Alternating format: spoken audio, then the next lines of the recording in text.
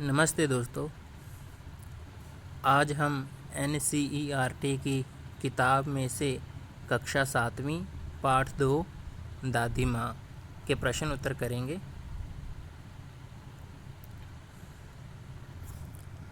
पाठ 2 दादी माँ, इसके लेखक हैं शिव प्रसाद सिंह।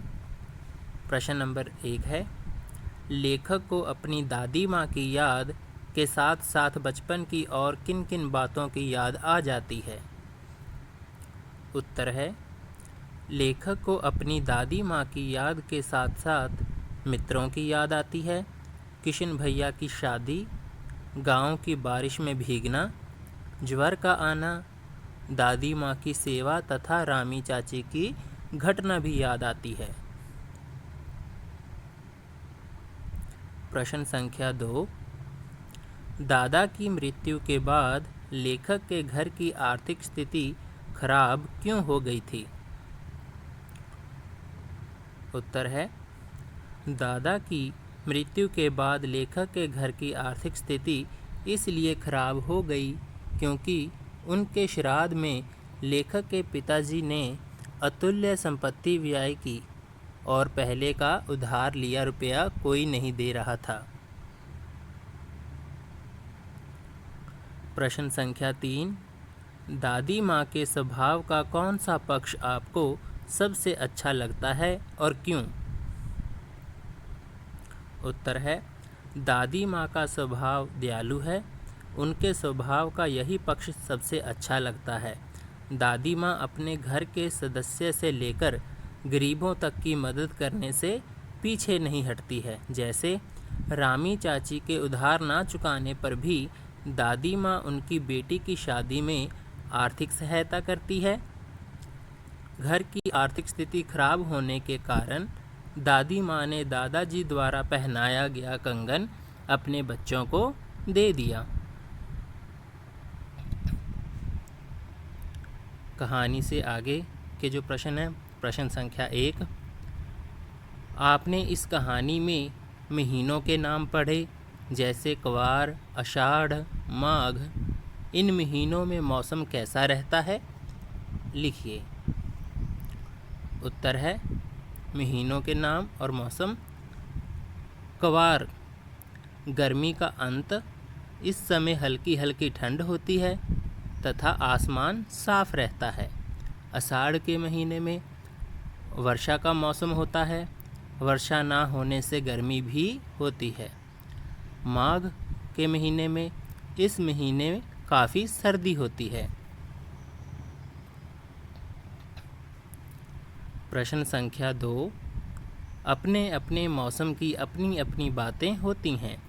लेखक के इस कथन के अनुसार ये बताइए कि किस मौसम में कौन कौन सी चीज़ें विशेष रूप से मिलती हैं। उत्तर, गर्मी का मौसम, क्वार का महीने में। क्वार के मौसम में तरबूज, खरबूज, फालसे और लीची मिलते हैं। आषाढ़ के महीने में बारिश होती है। इस मौसम में आम, जामुन, ककड़ी और खीरा मिलते हैं। माघ के महीने में अंगूर, केले, अमरूद और गुड़ आदि मिलते हैं।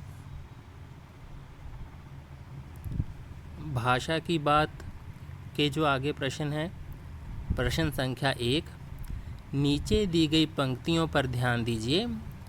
जरा सी कठिनाई पड़ते अनमना सा हो जाता है सन से सफ़ेद।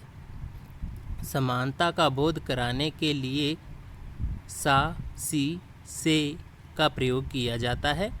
ऐसे 5 और शब्द लिखिए और उनका वाक्य में प्रयोग कीजिए। उत्तर है, समानता का बोध कराने वाले शब्द।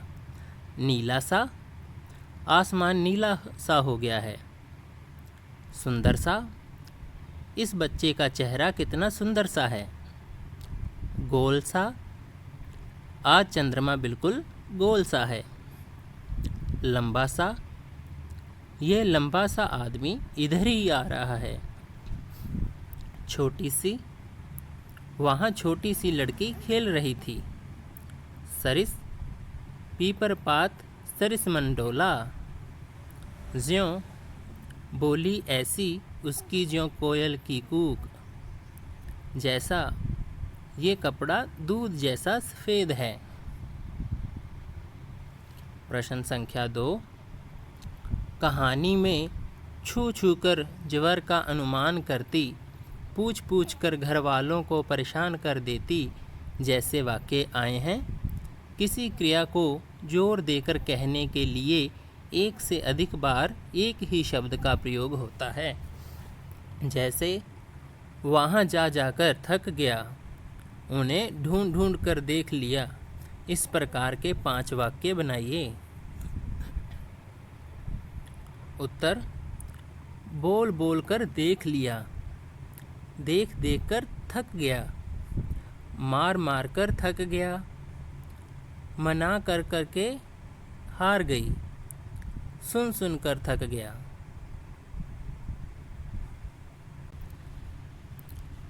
प्रश्न संख्या 3, बोलचाल में प्रयोग होने वाले शब्द और वाक्यांश दादी माँ कहानी में है।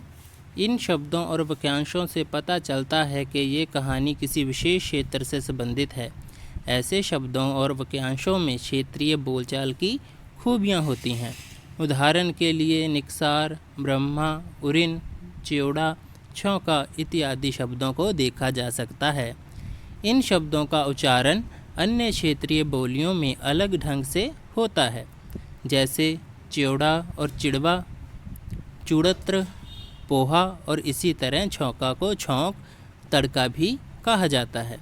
निकसार, उरिन और ब्रह्मा शब्द क्रमांश निकास, उरण और ब्रह्मा शब्द का क्षेत्रीय रूप हैं। इस प्रकार के 10 शब्दों को बोलचाल में प्रयोग होने वाली भाषा बोली से एकत्र कीजिए और कक्षा में लिखकर दिखाइए। उत्तर है: बोलचाल में उपयोग होने वाली भाषा से एकत्रित 10 शब्द: कार प्रयोजन, कृपा, कृपान, हृदय, लक्षण, रसायन, कृष्ण, लक्ष्मण, लक्ष्मी, रिश्तेदार। वीडियो देखने के लिए आपका धन्यवाद। अगर आपको ये वीडियो अच्छी लगी हो तो लाइक करें, कमेंट करें और अपने दोस्तों को शेयर करें। अगर आप इस चैनल पर नए हों तो चैनल को सब्सक्राइब करना ना भूलिएगा। धन्यवाद।